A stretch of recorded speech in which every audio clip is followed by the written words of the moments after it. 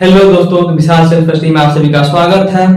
तो आज हम बिहार बोर्ड क्लास 10th अध्याय 1 वास्तविक संख्या के दूसरे सीरीज प्रश्नावली 1.2 के थ्योरी और सभी प्रश्नों को बारीकी से समझने का प्रयास करेंगे। उससे पहले अंदर में जुनून और जज्बा आ जाए, उसके लिए थोड़ा सा आपके लिए मोटिवेशन लाइन है आज का। जिंदगी खेलती भी उसी के साथ है, जिंदगी खेलती भी उसी के साथ है जो खिलाड़ी बेहतरीन होता है। ये मामूली आदमियों के साथ जिंदगी नहीं खेलती, जो खिलाड़ी बेहतरीन होता है दोस्तों उसी के साथ जिंदगी खेलती है। दर्द सबके एक जैसे हैं मगर हौसले सबके अलग अलग हैं। दर्द सबके एक जैसे हैं मगर हौसले सबके अलग अलग हैं। कोई हताश होके बिखर जाता है, थोड़ी सी मुसीबत आ जाए जिंदगी में तो हताश होकर बैठ जाए, बोलेगा ना बाबा हमसे अब नहीं होगा। लेकिन कोई हताश होके बिखर जाता है तो कोई संघर्ष करके निखर जाता है। तो दोस्तों हम सब ऐसे वंशज के सपूत हैं जिसे हताश नहीं होना है, संघर्ष करके निखर जाना है। दोस्तों तरह से जोश और जुनून बनाए रखिए और हम प्रश्नावली 1.2 का शुभारंभ। चलिए दोस्तों, तो अब हम प्रश्नावली 1.2 का शुभारंभ करते हैं। आरंभ करने से पहले हमें इसके थ्योरी और बेसिक चीज को थोड़ा अच्छे से समझ लेना होगा, ठीक है, ताकि एक मामूली सा स्टूडेंट भी अगर ये वीडियो देख ले अच्छी तरह से तो उसे पूरा चैप्टर बेहतरीन ढंग से समझ आ सके और वो किसी को भी पढ़ा सके। ठीक है दोस्तों, तो सबसे पहले अगर हम इसकी थ्योरी की बात करें तो आप सब बचपन में 5 या 6 में विभाजिता का नियम जरूर पढ़ा होगा। थोड़ा सा विभाजिता के नियम के बारे में जान लेते हैं। तो विभाजिता का नियम क्या होता है? 2 से विभाज्यता का नियम। देखिए, तो हम इसमें समझने का प्रयास करेंगे ऐसी कौन सी संख्या है जिसे हम सिर्फ देखकर भी पता कर लें कि ये 2 से कटेगा या नहीं। तो विभाज्यता का नियम क्या बोलता है? यदि इकाई अंक आपका 0, 2, 4, 6, 8, अगर किसी भी संख्या का इकाई अंक 0, 2, 4, 6 और 8 होगा, वो संख्या को देखते ही मात्र आपको समझ लेना चाहिए कि यह संख्या 2 से पूरी तरह से विभाज्य है। फॉर एग्जाम्पल देखते हैं।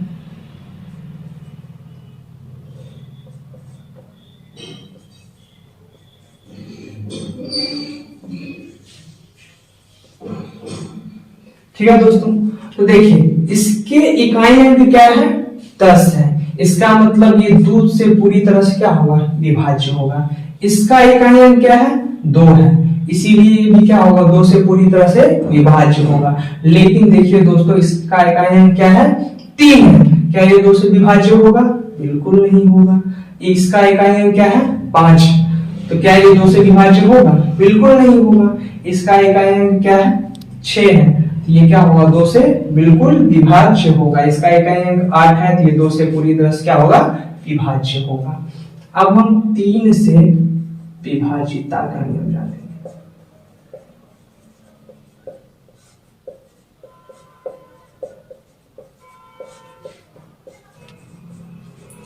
किसी संख्या के अंकों का योग यदि 3 से भाज्य हो तो वह संख्या 3 से पूरी तरह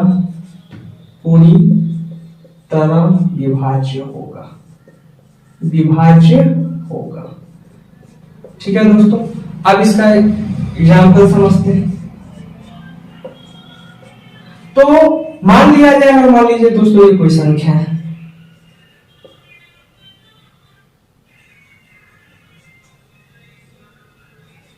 ये कोई संख्या है, इसीलिए हमें ये पता करना है कि ये 3 से विभाज्य है कि नहीं।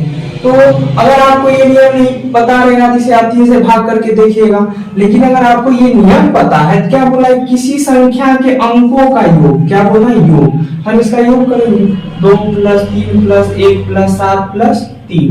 अगर सबको हम जोड़ते हैं तो 3 × 5 = 6, 7 × 6 = 13 और 3 = 16। ठीक है, क्या 16 3 से विभाज्य होगा? नहीं होगा। इसका मतलब ये पूरी संख्या 3 से विभाज्य नहीं होगा। अगर इसका हम दूसरा उदाहरण लें,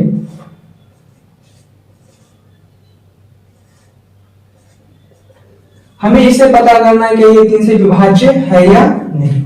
तो सबसे पहले क्या करेंगे, सभी संख्याओं का जोड़ करेंगे, 3 + 6 + 9 + 8 + 7। तो 6 3 9, 9 9 18, 18 8 कितना हो जाएगा दोस्तों, 26 और 26 और 7, 26 और 7 33। क्या ये 3 से कटेगा? 11 दिया 33। इसका मतलब ये पूरी संख्या को भी जब आप अगर भाग दीजिएगा तो ये 3 से क्या होगा, विभाज्य का नियम कहता है यदि अंतिम 2 अंक 4 से विभाज्य हो तो वह पूरी संख्या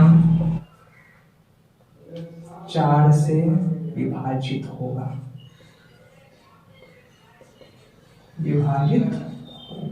ठीक है दोस्तों। अब इसका एग्जांपल लेते हैं। जैसे मान लीजिए कोई संख्या 8 2 0 0 8 2 5 2 4, ठीक है, इतनी बड़ी संख्या आप सिर्फ हमको देख के पता करना है कि ये संख्या जो है 4 से विभाज्य है या नहीं। तो सिंपल सा, कुछ नहीं करना है, बस लास्ट के 2 डिजिट लेना है। लास्ट का 2 डिजिट क्या है, 24। क्या ये 4 से विभाजित होगा? 4 × 6 = 24, कट गया। इसका मतलब अगर इस पूरे संख्या को अगर आप भाग दीजिएगा तो 4 से विभाज्य हो जाएगा, ठीक है। अब मान लीजिए कोई संख्या लेते हैं, ठीक है, तो लास्ट के 2 डिजिट क्या है, 36 है। तो अगर 36 को अगर 4 से अगर आप भाग दीजिएगा तो 4 9 36, कट गया। इसका मतलब अगर ये पूरी संख्या को अगर आप चेक करिएगा ऐसे करके तो ये पूरा संख्या 4 से विभाज्य होगा। अगर यकीन नहीं होता आप चेक कर सकते हैं। 4 2 9 8, कट गया। तो दूसरा संख्या के लिए हम 0 देंगे, सॉरी 0 देंगे, यहाँ से क्या आएगा 5। 4 × 6 = 24, 1 3, 4 × 12, 1 6, 4 × 4 = 16, पूरी तरह से कट गया दोस्तों, ठीक है। तो 4 से विभाज्यता का नियम हम समझ गए। अब देखिए दोस्तों, 5 से विभाज्यता का नियम क्या कहता है। 5 से विभाज्यता का नियम, 5 से विभाज्यता का नियम क्या कहता है, यदि किसी संख्या का आखिरी या अंतिम अंक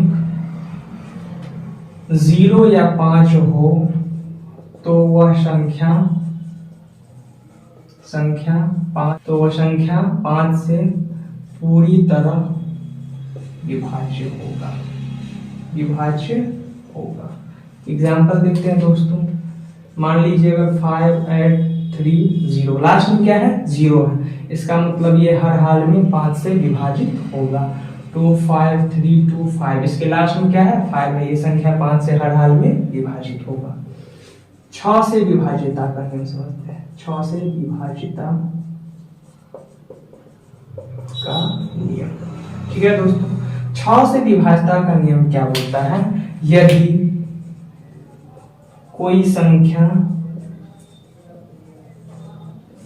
2 और 3 से पूरी तरह विभाज्य हो तो वह संख्या 6 से पूरी तरह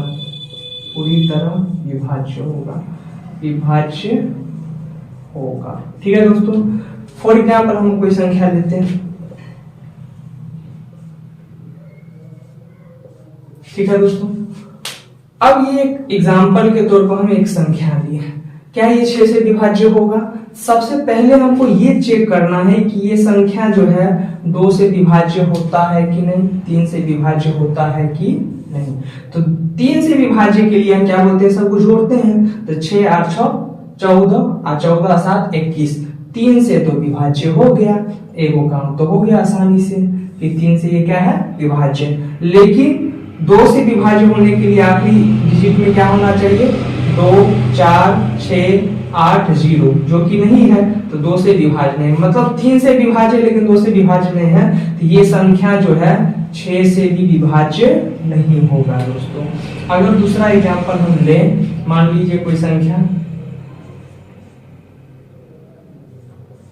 ये संख्या, ठीक है, अगर ये देखेंगे 6 से विभाज्य है या नहीं, तो सबसे पहले इसको हमें ये देखना है कि ये 2 से पूरी तरह विभाज्य होगा कि नहीं। तो इसके आखिरी अंक 6 है, तो ये 2 से आराम से विभाज्य हो जाएगा। लेकिन ये 3 से विभाज्य है या नहीं, इसे जांचने के लिए हम क्या करेंगे, सबको जोड़ेंगे, 8 7 15 2 17 17 6 23, तो ये 3 से भी क्या है, विभाजित नहीं है। इसका मतलब क्या हो गया दोस्तों, ये 6 से विभाज्य नहीं होगा। एक और एग्जांपल देखते हैं।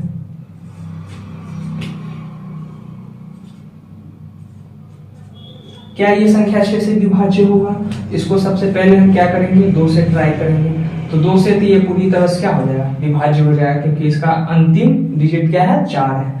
और 3 से क्या ये विभाज्य है कि नहीं, इसको जांचेंगे। 8 4 12 और 2 14 और 4 18, तो ये 3 से भी क्या है, विभाज्य। 2 से भी विभाज्य है, 3 से विभाज्य है, तो इसको अगर आप जांच कीजिएगा तो ये 6 से भी विभाज्य होगा। जैसे देखिए 8 4 2 4 है, इसको हम अगर 6 से भाग देते हैं तो 6 इकाई 6 2 4 6 चौके 24, कट गया, यहाँ से क्या उतरेगा, 2 0 देंगे, 4 आएगा, 6 चौके 24। तो देखिए 6 से भी ये पूरी तरह से विभाज्य है। ठीक है, तो अब हम 8 से विभाज्यता के नियम के बारे में जानेंगे।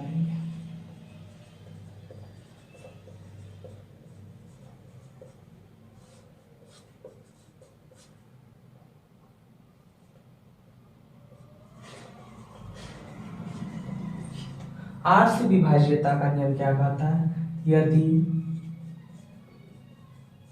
किसी संख्या का अंतिम 3 अंक यदि 8 से विभाज्य हो तो वह संख्या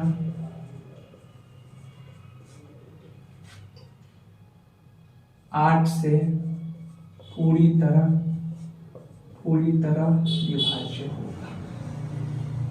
विभाज्य होगा। ठीक है दोस्तों, अब एग्जांपल लेते हैं। मान लीजिए कोई संख्या 2 8 2 5 6 8 4 8। ठीक है दोस्तों, क्या ये पूरी संख्या को हम देखते ही बता सकते हैं कि 8 से विभाज्य है कि नहीं? 4 में हम क्या बोले थे, लास्ट का 2 डिजिट लिए थे, लेकिन 8 से विभाजित के लिए लास्ट का आपका 3 गो डिजिट को चेक करना होगा कि 8 से पूरी तरह विभाज्य है या नहीं। तो 8 से भाग देते हैं, 8 4 8, 8 से 8 इकाई 8, कट गया, यहाँ से 4 0, फिर 8 8 6 के 48।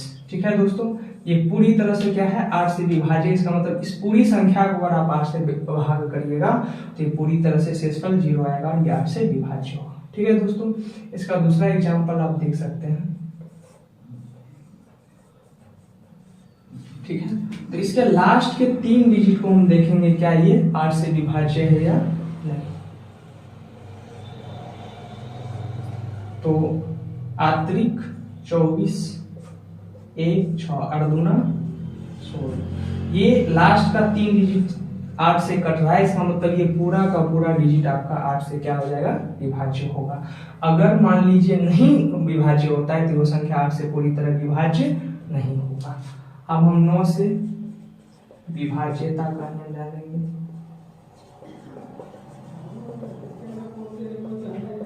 दोनों का विभाज्यता का नियम क्या कहता है? यदि किसी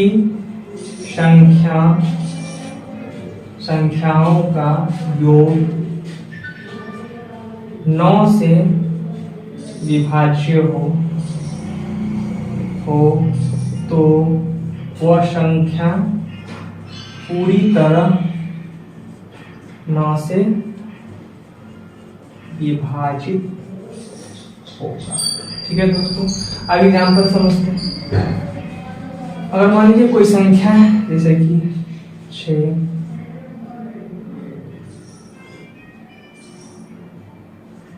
ये संख्या है, क्या ये संख्या 9 से विभाज्य होगा या नहीं? हम क्या करेंगे, सबको जोड़ लेंगे। 6 + 8 + 4 + 7, ठीक है। 8 × 6 = 14, 4 = 18, 18 और 7 कितना होता है? 18 × 7 = 25। क्या ये 9 से पूरी तरह से विभाज्य होगा? तो बिल्कुल नहीं होगा। ठीक है, दूसरा एग्जांपल देखते हैं।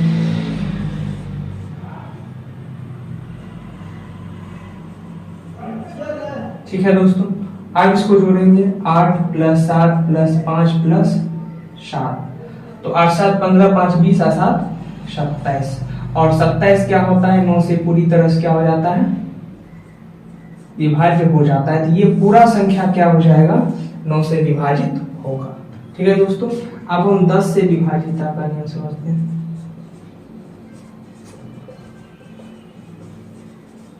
10 से विभाजितता का नियम क्या बोलता है? यदि किसी भी संख्या के अंत में, यदि किसी भी संख्या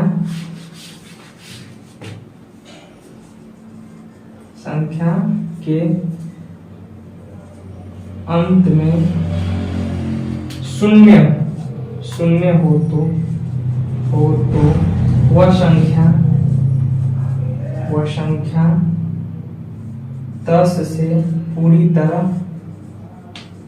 विभाज्य होगा।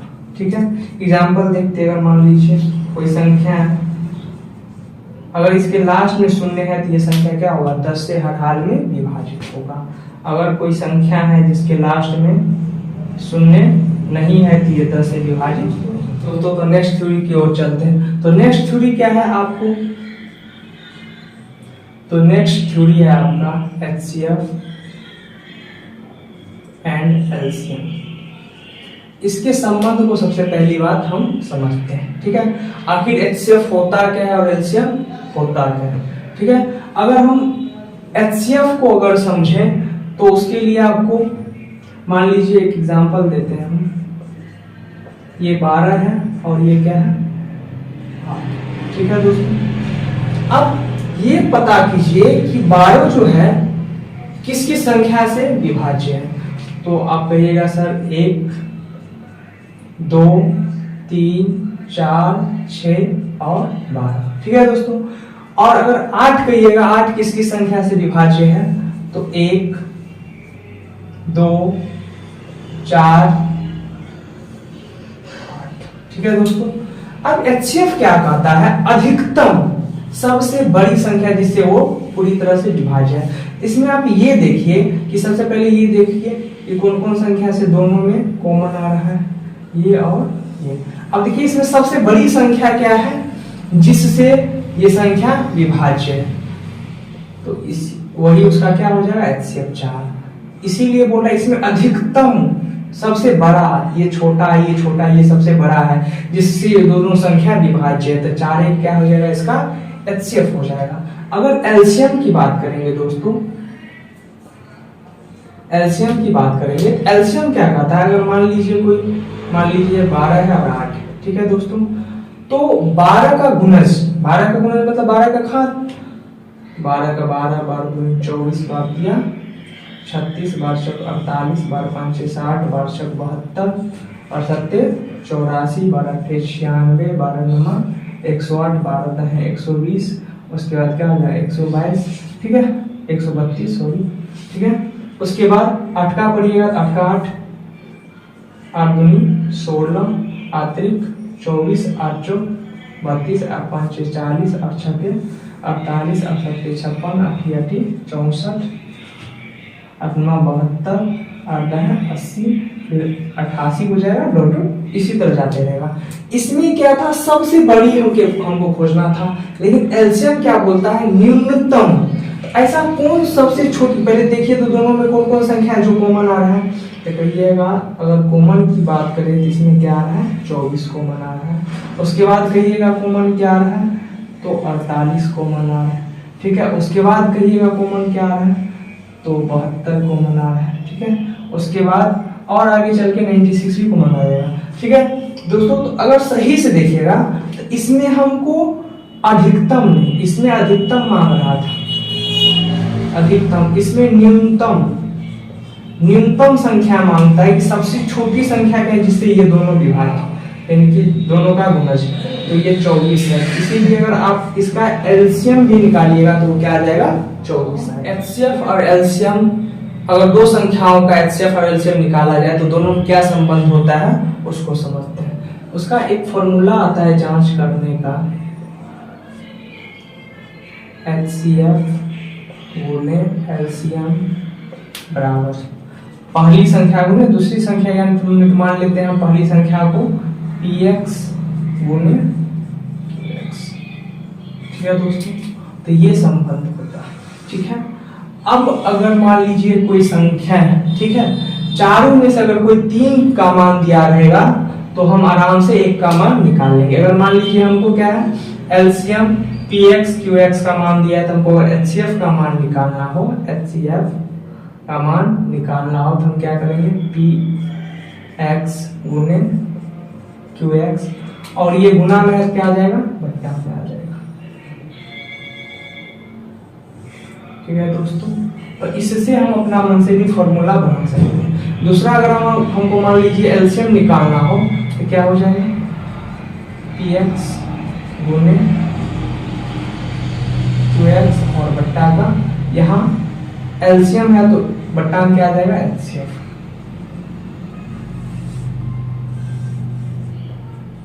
ठीक है दोस्तों। अगर मान लीजिए हमको px का मान निकालना है, एलसीएम एचसीएफ गुणे एलसीएम, और अगर px का मान निकालना है तो बट्टा में क्या आ जाएगा दोस्तों, qx। ये आपका एक फॉर्मूला हो गया। और उसके बाद अगर मान लिया जाए qx का मान अगर हमें निकालना हो तो HCF गुणे LCM और बटा क्या आ जाएगा px।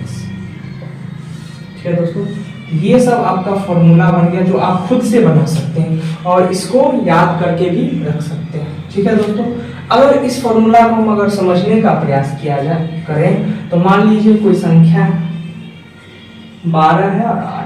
ठीक है दोस्तों, और दो संख्या और इसका मान लीजिए HCF दिया हुआ है। HCF दिया हुआ है कितना 4। ठीक है दोस्तों, अब हमको इसका एलसीएम निकालना है। एलसीएम क्या बोलता है ध्यान दीजिए, एलसीएम क्या बोलता है px गुने qx। तो px का मान ये px हो गया मेरा और ये क्या हो गया qx। तो 12 गुने 8 और HCF बट्टा में क्या है HCF। तो HCF का मान क्या है 4। 4 का है 4, 4 दूना 8, तो 12 दूना 24। इसका एलसीएम कितना निकल जाएगा 24। फिर दूसरा एग्जांपल में आप समझने का प्रयास करिएगा। अगर मान लीजिए px 12 qx 8 दिया है, ठीक है, और एलसीएम का मान 24 दिया है, तब अगर हमको मान लीजिए क्या निकालना है HCF निकालना है तो कौन सा फॉर्मूला इस्तेमाल होगा, ये वाला। क्या कर सकते हैं हम px गुने qx मतलब 12 गुने 8 और बट्टा में एलसीएम तो 24। तो 12 का है 12 दूना 24, 2 का है 2 चौके 8, तो 4 ये जो मेरा क्या है HCF निकल जाएगा। इसी प्रकार से हम सबको उलट पुलट के px का मान भी और qx का मान भी निकाल सकते हैं। ठीक है दोस्तों, तो इस प्रकार से आपके प्रश्नावली 1.2 के सभी थ्योरी समाप्त हो गया है। अब हम प्रश्न अभ्यास की ओर। ठीक है दोस्तों, तो हम प्रश्नावली 1.2 के सभी थ्योरी को अच्छा से समझ लिए हैं। अब इसके प्रश्न अभ्यास को देखते हैं।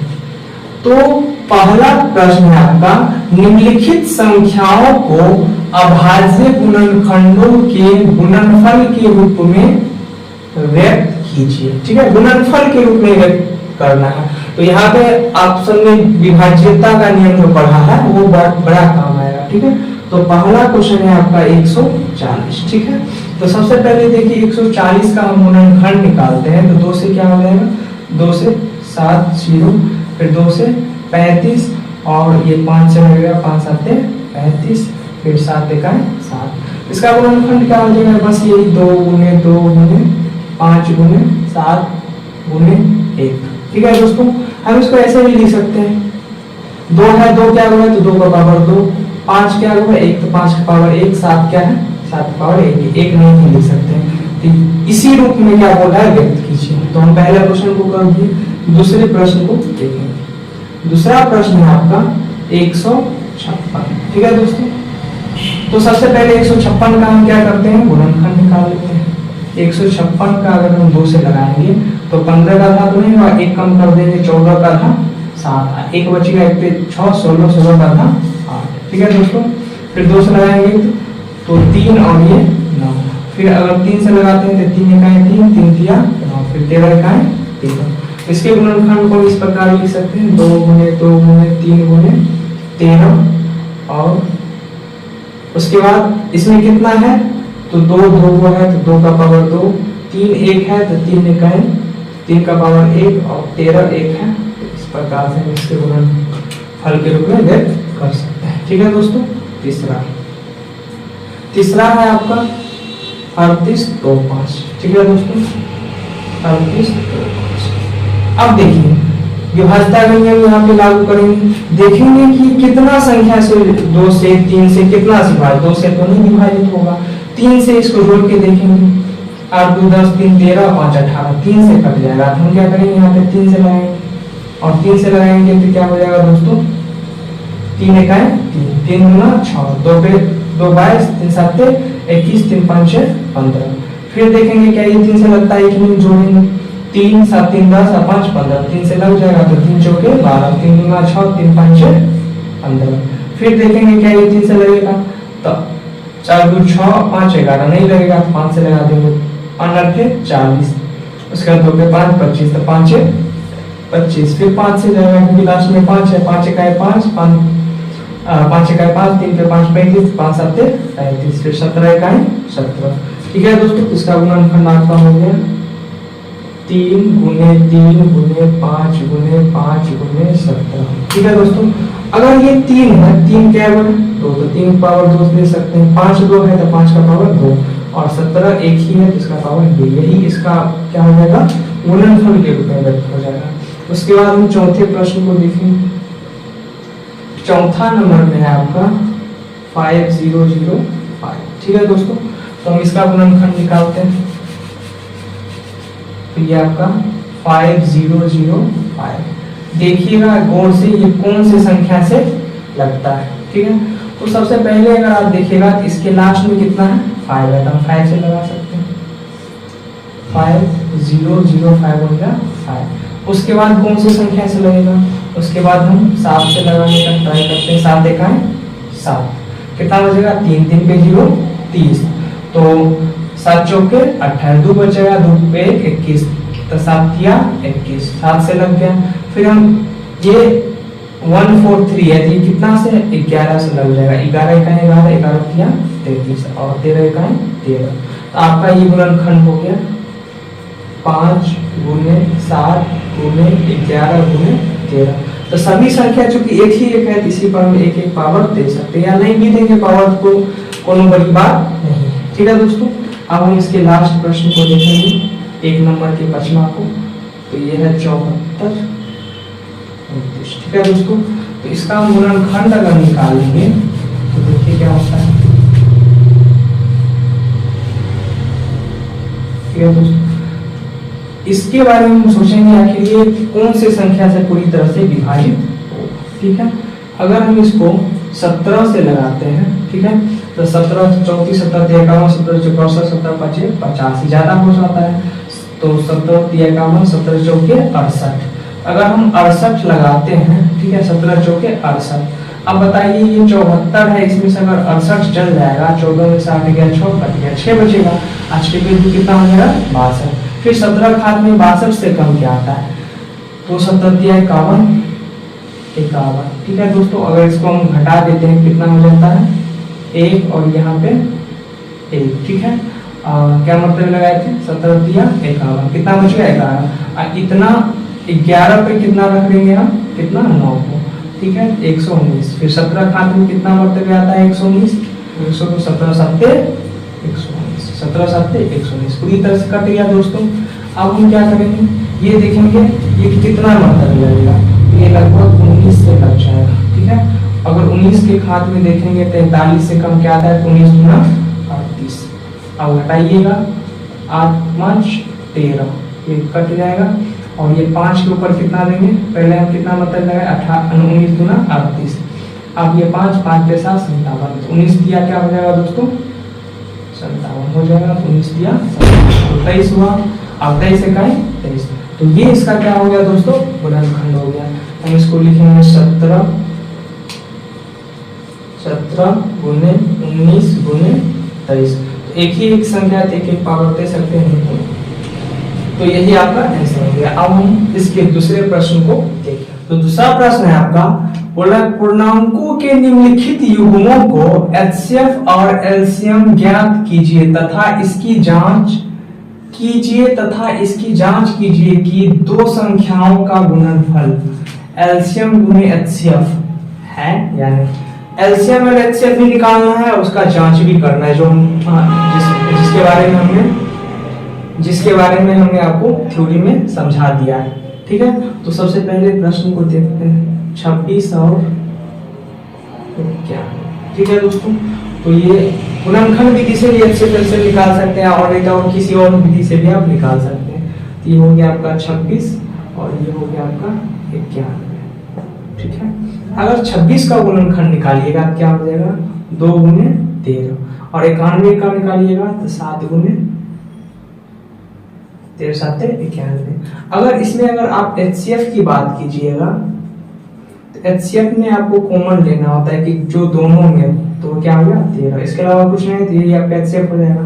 अगर एलसीएम की बात करें तो एलसीएम में जो कॉमन है वो तो आएगा, इसमें 13 कॉमन है तो 13 आएगा, उसके अलावा क्या बच गया 2, अब कितना है 7, ठीक है दोस्तों।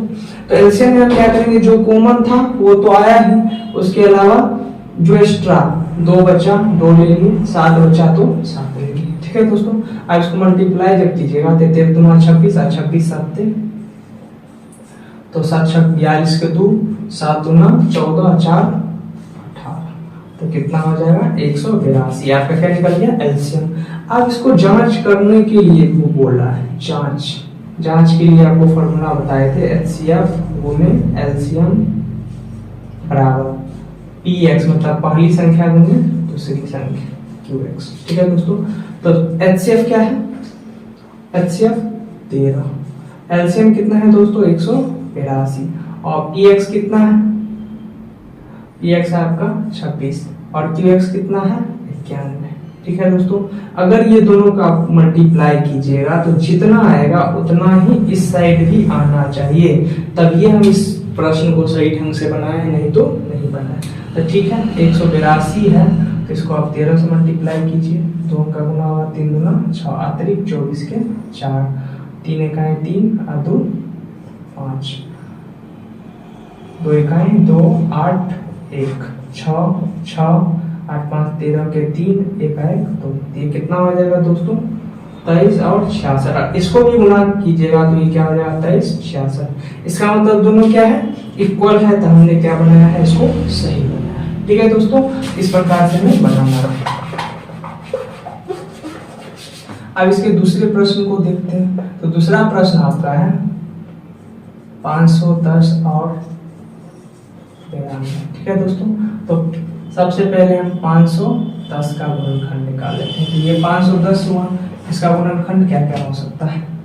अगर हम 2 से लगाएं तो ये 2 5 और 5, फिर अगर 10 तो 12, 3 से लग सकता है, 3 8 24, 3 5 15, फिर क्या हो सकता है दोस्तों 5 से 5 इकाई 5 7 35, फिर 17 इकाई 17, 2 गुने 3 गुने 5 गुने 17, ठीक है दोस्तों।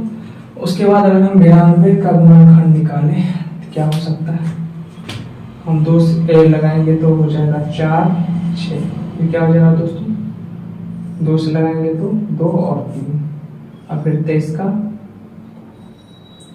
23 इकाई 23, तो ये क्या हो जाएगा दोस्तों 92 का 2 गुने 2 गुने 23 गुने 1। ठीक है दोस्तों, इसमें से आप अगर HCF इसका निकालिएगा, HCF आप इसका निकालिएगा तो इसमें कॉमन क्या आता है, 2 आता है, फिर और क्या कॉमन आ सकता है, कुछ नहीं। इसका HCF क्या हो जाएगा दोस्तों, तो अगर आप इसका LCM निकालिएगा, ठीक है, तो ये हो जाएगा आपका जो कॉमन आया वो तो आएगा, उसके अलावा जो एक्स्ट्रा बच गया वो सब आ जाएगा। 3 गुने 5 गुने 17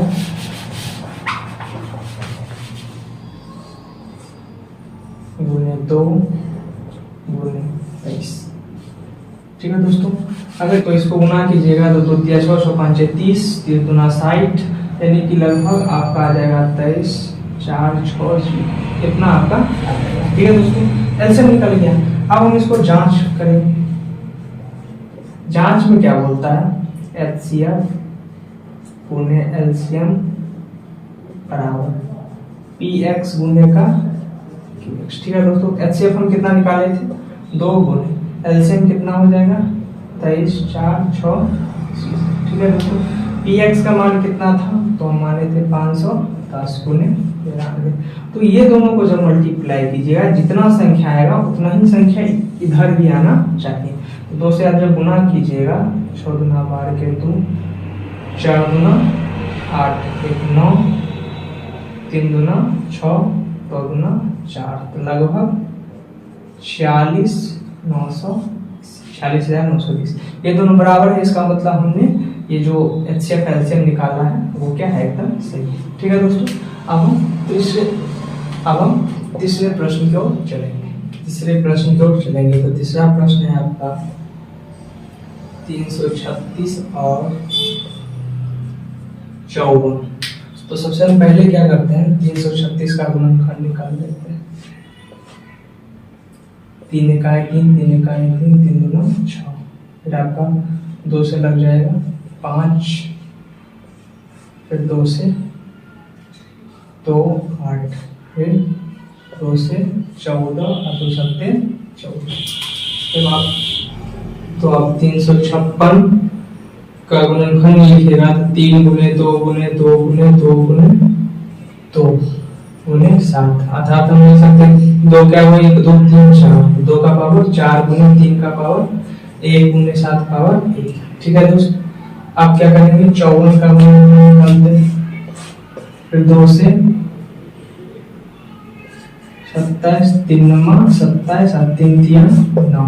ठीक है दोस्तों, फिर 3 इकाई 3, तो आप 27 को लिख सकते हैं 2 गुने 3 गुने 3 गुने 3, तो 2 गुने 3 क्या बना 3 का पावर।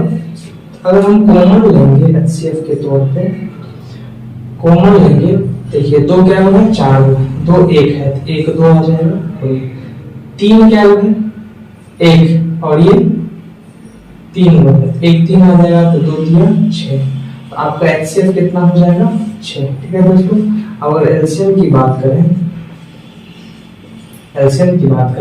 तो इसमें से